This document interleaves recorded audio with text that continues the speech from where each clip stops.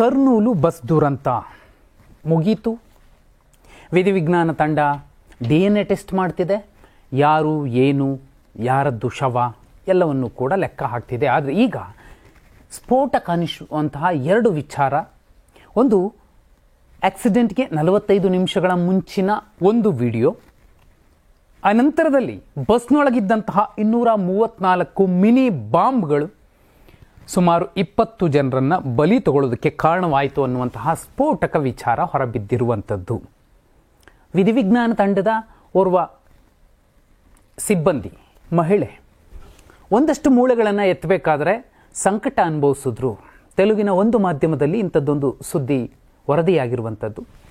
ಆ ಅಪ್ಪ ಮತ್ತು ಮಗಳ ಒಂದು ಏನಿತ್ತು, ಮಗಳು ಬಿಗಿಯಾಗಿ ಕಾಲನ್ನು ಹಿಡ್ಕೊಂಡಿದ್ಲು, ನಮ್ಮಪ್ಪ ನನ್ನನ್ನು ಸೇವ್ ಮಾಡಬಹುದು, ಜಂಪ್ ಮಾಡಬಹುದು ಅಂತ.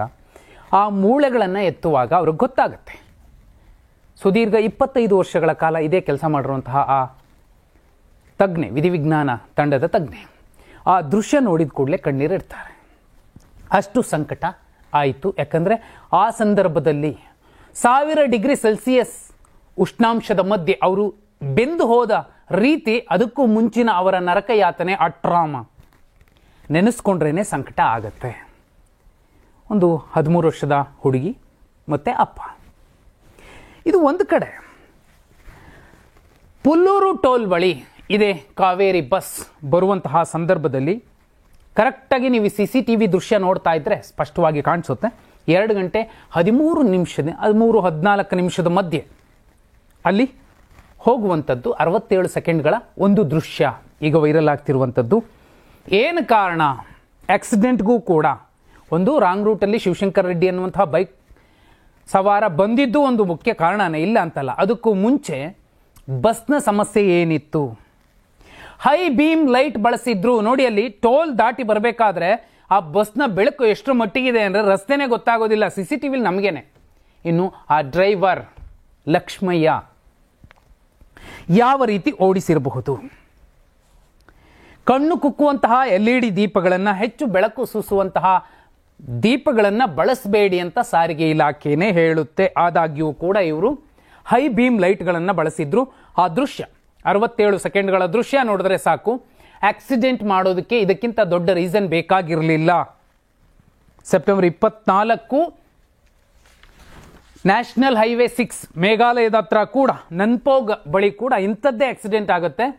2 ಬೈಕ್ ಸವಾರರು ಸಾಯ್ತಾರೆ. ಯಾಕಂದರೆ ಅದೃಷ್ಟವಶಾತ್ ಅಲ್ಲಿ ಜಾಮ್ ಆಗಿರಲಿಲ್ಲ, ಡೋರ್ಗಳು ಎಲ್ಲವೂ ಕೂಡ ಸಮಸ್ಯೆ ಆಗಲಿಲ್ಲ, ಬೆಂಕಿ ಹೊತ್ಕೊಂಡಿರಲಿಲ್ಲ ಅಲ್ಲೊಂದು ಖಾಸಗಿ ಬಸ್ಗೆ. ಅದೇ ಥರ ಅಲ್ಲೂ ಕೂಡ ಹೈ ಬೀಮ್ ಲೈಟ್ ಬಳಸಿದ್ರು. ಆ ಕಾರಣಕ್ಕೋಸ್ಕರ ಆಕ್ಸಿಡೆಂಟ್ ಆಗಿತ್ತು.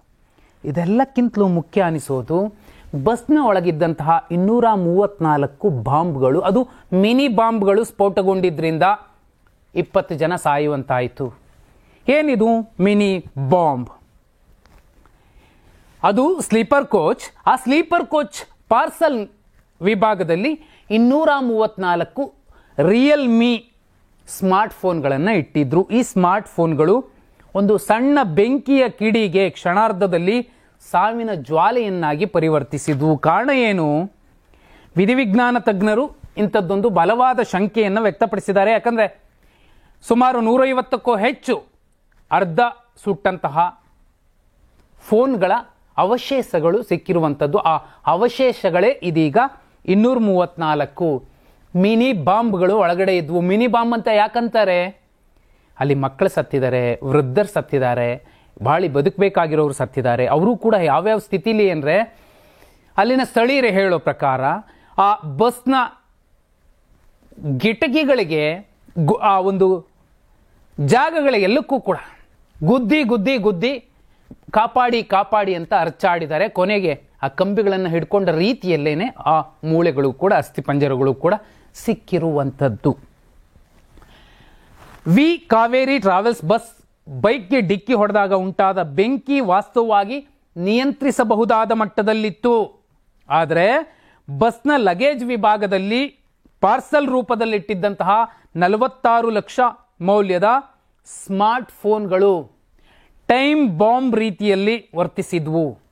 ಬೆಂಕಿಯ ಶಾಖ ತಗುಲ್ತಿದ್ದಂತೆ ಆ ಫೋನ್ಗಳಲ್ಲಿದ್ದಂತಹ ಲಿಥಿಯಂ ಅಯಾನ್ ಬ್ಯಾಟರಿಗಳು ಒಂದರ ರೀತಿ ಒಂದರಂತೆ ಸ್ಫೋಟಗೊಂಡು ಪ್ರತ್ಯಕ್ಷದರ್ಶಿಗಳು ಕೂಡ ಇಂಥದ್ದೊಂದು ಮಾತನ್ನು ಹೇಳಿರುವಂಥದ್ದು.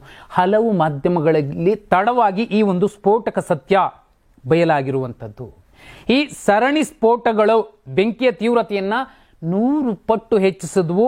ಬಸ್ಸನ್ನು ಅಕ್ಷರಶಃ ಬೆಂಕಿಯ ಕುಲುಮೆಯನ್ನಾಗಿ ಪರಿವರ್ತಿಸಿದ್ವು. ಯಾಕಂದರೆ ಹೇಳಿ ಕೇಳಿ ಅದು AC ಬಸ್, AC ಬ್ಯಾಟ್ರಿಗಳೂ ಕೂಡ ಸ್ಫೋಟಗೊಂಡಿದ್ರಿಂದ ತಾಪಮಾನ 1000 ಡಿಗ್ರಿ ಸೆಲ್ಸಿಯಸ್ಗಿಂತಲೂ ಹೆಚ್ಚಾಗಿತ್ತು ಅಂತ ಅಂದಾಜಿಸಲಾಗ್ತಿದೆ. ಪರಿಣಾಮವಾಗಿ ಬಸ್ನ ಸ್ವಯಂಚಾಲಿತ ಬಾಗಿಲುಗಳು ಜಾಮ್ ಆಗಿ ಪ್ರಯಾಣಿಕರಿಗೆ ಹೊರಬರೋದಕ್ಕೆ ಸಾಧ್ಯ ಆಗಲಿಲ್ಲ. ಅಲ್ಲಿ ಉಂಟಾದಂತಹ ಶಾಕ್ ಕಿಟಕಿ ಬಾಗಿಲುಗಳು ಜಾಮ್ ಆಗೋದಕ್ಕೆ ಕಾರಣವಾಗಿತ್ತು. ಇದರ ಜೊತೆಯಲ್ಲಿ ಶಾಖ ಹೆಚ್ಚಾಗಲಿಕ್ಕೆ ಅವರು ಅಲ್ಲೇ ಬೆಂದೋಗ್ಲಿಕ್ಕೆ ಕುಕ್ಕರ್ ಒಳಗಡೆ ಸಿಕ್ಕಂತಹ ಆಹಾರ ಪದಾರ್ಥದ ರೀತಿಯಲ್ಲಿ ಬಸ್ನ ದಪ್ಪ ಅಲ್ಯೂಮಿನಿಯಂನ ನೆಲಹಾಸು ಕೂಡ ಕರಗಿ ಹೋಗಿತ್ತು. ಅಷ್ಟರ ಮಟ್ಟಿಗೆ ಶಾಖ ಇತ್ತು. ಮಲಗಿದ್ದ ಪ್ರಯಾಣಿಕರು ಬೆಂಕಿಯ ಜ್ವಾಲೆಗಳಿಗೆ ನೇರವಾಗಿ ಆಹುತಿಯಾದರೂ ಕರಗಿದ ಶೀಟ್ಗಳ ಮೂಲಕ ಮೊಳೆಗಳು ಮತ್ತು ಬೂದಿ ಕೆಳಗೆ ಬಿದ್ದಿರುವಂಥದ್ದನ್ನು ಕೂಡ ಈಗ ವಿಧಿವಿಜ್ಞಾನ ತಂಡ ಒಂದೊಂದಾಗಿ ತೆಗೆದು ಹಾಕ್ತಿರುವಂಥದ್ದು. ಅತ್ಯಂತ ಭಯಾನಕವಾಗಿ ಇದು ಸ್ಫೋಟಗೊಂಡು ಇಷ್ಟೊಂದು ಜನ ಸಾಯಲಿಕ್ಕೆ ಕಾರಣವಾಗಿದ್ದು ಲಿಥಿಯಂ ಅಯಾನ್ ಬ್ಯಾಟ್ರಿಗಳಿದ್ದಂತಹ 234 ಸ್ಮಾರ್ಟ್ ಫೋನ್ಗಳು.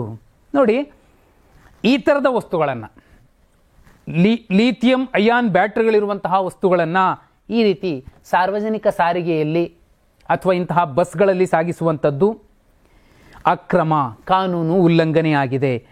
ಇಲ್ಲಿ ಬಸ್ದೆಷ್ಟು ತಪ್ಪಿದೆಯೋ, ಡ್ರೈವರ್ದೆಷ್ಟು ತಪ್ಪಿದೆಯೋ, ಆ ಬೈಕ್ ಸವಾರ ಶಿವಶಂಕರ್ ರೆಡ್ಡಿದೆಷ್ಟು ತಪ್ಪಿದೆಯೋ ಅದಕ್ಕಿಂತಲೂ ಘೋರವಾದಂತಹ ತಪ್ಪು ಇಲ್ಲಿ 234 ಸ್ಮಾರ್ಟ್ ಫೋನ್ಗಳು ಅಲ್ಲಿ ಪಾರ್ಸಲ್ನ ಜಾಗದಲ್ಲಿಟ್ಟು ಕಳಿಸ್ಕೊಟ್ಟಿದ್ದು. ಸಣ್ಣದೊಂದು ಸಮಸ್ಯೆ ಆದರೂ ಕೂಡ, ಯಾಕಂದರೆ ಅಲ್ಲಿ ಅಷ್ಟು ದೊಡ್ಡ ಶಾಖ ಬಂದಿದ್ದಿಂದ್ರೇ, ಅಷ್ಟು ದೊಡ್ಡ ಉಷ್ಣಾಂಶ ಅಲ್ಲಿ ಒಟ್ಟಿಗೆ ಹೊಡ್ಕೊಂಡಿದ್ರಿಂದ ಹೊಗೆ ಮತ್ತು ಬೆಂಕಿಯ ರೂಪದಲ್ಲಿ ಆ ಡೋರ್ ಜಾಮ್ ಆಗಿದೆ. ಯಾರೂ ಕೂಡ ತಪ್ಪಿಸ್ಕೊಳ್ಳೋದಕ್ಕೆ ಸಾಧ್ಯವೇ ಆಗಿಲ್ಲ. ಇದರ ಮಧ್ಯೆ ಅಲ್ಲೊಬ್ರು ಹೈಮಾ ಅನ್ನುವಂತಹ ಹೆಣ್ಮಗಳು ವಿಡಿಯೋ ವೈರಲ್ ಮಾಡಿದ್ರು. ಅವರು ಕೂಡ ಹೇಳಿದರು, ಸಂಕಟ ಆಯಿತು ನನಗೆ, ಕೆಲವು ಮಕ್ಕಳು ತೊಡೆ ಮೇಲೆ ಮಲಗಿದ್ದಂತಹ ಸ್ಥಿತಿಯಲ್ಲಿ ಅಸ್ಥಿಪಂಜರಗಳು ಕಾಣಿಸಿದ್ವು. ಜೊತೆಯಲ್ಲಿ ಎಷ್ಟೋ ಜನ ತುಂಬ ಪರದಾಡಿದ್ದಾರೆ, ಕಿಟಕಿಗೆ ಗುದ್ದಿ ಅಥವಾ ಕಂಬಿ ಹಿಡ್ಕೊಂಡು ತಲೆ ತೂರಿಸಿ ಬರೋದಕ್ಕೆ ಪ್ರಯತ್ನಿಸಿದ್ದಾರೆ. ಅವ್ರು ಯಾರೂ ಕೂಡ ಉಳಿಯೋಕ್ಕಾಗಲಿಲ್ಲ. ಯಾಕಂದರೆ ಅವರು 3 ನಿಮಿಷಗಳಲ್ಲಿ ಬೆಂಕಿಯ ಕೆನ್ನಾಲಿಗೆಗೆ ಸಿಕ್ಕಿ ಅಕ್ಷರಶಃ ಸುಟ್ಟು ಹೋದರು. ಅವ್ರು ಹೇಳಿದರೆ ಅಸ್ಥಿಪಂಜರಗಳು ಕೂತಿರೋ ಥರ ಕಾಣಿಸ್ತಿತ್ತು ಬಸ್ ಒಳಗಡೆ, ನೋಡೋಕ್ಕೆ ಕಷ್ಟ ಆಯಿತು, ಸಂಕಟ ಆಯಿತು ಅಂತ. ಆದಾಗ್ಯೂ ಒಬ್ಬ ಬೆಂಗಳೂರಿನ ಮೂಲದ, ಅಂದರೆ ಇಲ್ಲಿ ವಾಸವಾಗಿರುವಂತಹ ಕಾಪರ ಅಶೋಕ್ ಅನ್ನುವಂತಹ ವ್ಯಕ್ತಿ ಒಬ್ಬ ಎಮರ್ಜೆನ್ಸಿ ಡೋರನ್ನು ಓಪನ್ ಮಾಡದೇ ಹೋಗಿದ್ದಿದ್ರೆ, ಅವರು ಕೂಡ ಆ ಸಾಮೂಹಿಕ ಸನ್ನಿಗೆ ಒಳಗಾಗಿ ಆ ಭಯದಲ್ಲಿ ಆತಂಕದಲ್ಲಿ ಏನೂ ಮಾಡೋಕ್ಕಾಗದೆ ಒದ್ದಾಡಿ ಹೋಗಿದ್ದಿದ್ರೆ ಇನ್ನುಳಿದ 19 ಜನ ಕೂಡ ಬದುಕುಳಿತಿರಲಿಲ್ಲ. ಅಲ್ಲಿ ತಾಯಿ ಮತ್ತು ಮಗ ಕೂಡ ಅದೇ ಬಸ್ಸಲ್ಲಿ ಅಮ್ಮನನ್ನು ಬೆಂಗಳೂರು ಕರ್ಕೊಂಬರುವಂತಹ ಪ್ರಯತ್ನ ಮಾಡಿದನೊಬ್ಬ ಹೈದರಾಬಾದ್ನಲ್ಲಿದ್ದಂತಹ ವ್ಯಕ್ತಿ, ಇಲ್ಲಿ ಎಂಜಿನಿಯರ್ ಆಗಿರೋರು. ಅಮ್ಮ ಖುಷಿಯಿಂದ ಬಂದಿದ್ದಾರೆ ಆ ಮಗನ ಜೊತೆಲಿ ಇನ್ಮೇಲೆ ಆರಾಮಾಗಿರೋಣ ಅಂತ. ಹಳ್ಳಿ ತಾಯಿ, ಹೊಲದಲ್ಲಿ ಏನೋ ಕೆಲಸ ಮಾಡ್ಕೊಂಡಿದ್ದಂತಹ ತಾಯಿ ಮಗನ ಜೊತೆಲಿ ನೆಮ್ಮದಿಯಾಗಿ ಬೆಂಗಳೂರಲ್ಲಿರೋಣ ಅಂತ ಬರ್ತೀರಾ, ಹಾದಿಯಲ್ಲಿ ಅವರು ಇಬ್ಬರೂ ಕೂಡ, ತಾಯಿ ಮಗ ಇಬ್ಬರೂ ಕೂಡ ಸುಟ್ಟು ಕರಕಲಾಗಿರುವಂಥದ್ದು. ಇಂಥ ಸಾಕಷ್ಟು ಕೇಸ್ಗಳು. 3 ಜನ ಎಂಜಿನಿಯರ್ಗಳು, ಎಲ್ಲ ಹೆಣ್ಣು ಮಕ್ಕಳು, ನೂರಾರು ಕನಸುಗಳನ್ನು ಇಟ್ಕೊಂಡಿದ್ದವರು. ಅವರು ಖುಷಿಯಲ್ಲಿ ಬಂದು ಇನ್ನೇನು ರೀಚ್ ಆಗ್ತೀವಿ ಅನ್ನೋ ಮಧ್ಯದಲ್ಲೇ ಅವರು ಪ್ರಾಣವನ್ನು ಕಳ್ಕೊಂಡಿರುವಂಥದ್ದು. ಒಂದು ಇಡೀ ಕುಟುಂಬ ಹೋಗಿರೋದಿದೆಯಲ್ಲ, ಅದು ತುಂಬ ದಾರುಣ. ಗಂಡ ಹೆಂಡತಿ 2 ಮಕ್ಕಳು, ಬಂಗಾರದಂತಹ ಮಕ್ಕಳು ಬೆಂಕಿಗೆ ಆಹುತಿ ಆಗಿರುವಂಥದ್ದು.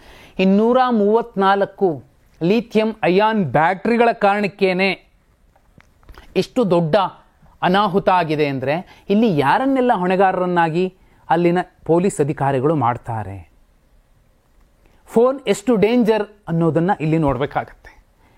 ಯಾಕಂದರೆ 234 ಈ ಫೋನ್ಗಳಲ್ಲದೆ 43 ಜನ ಪ್ಯಾಸೆಂಜರ್ಸ್ ಏನಿದ್ರು ಅವ್ರ ಹತ್ರ ಕೂಡ ಕನಿಷ್ಠ 38 ಫೋನ್ಗಳಿದ್ದಾವೆ. ಆ ಫೋನ್ಗಳ ಸಾಕ್ಷ್ಯ ಕೂಡ ಈಗ ವಿಧಿವಿಜ್ಞಾನ ತಜ್ಞರು ಸಿಕ್ಕಂತಹ ಅಳಿದುಳಿದ ಚೂರುಗಳನ್ನು ಜೋಡಿಸ್ಕೊಂಡು ಒಂದು ಕವರಲ್ಲಿ ಪ್ಯಾಕ್ ಮಾಡಿ ಇಟ್ಟಿದ್ದಾರೆ.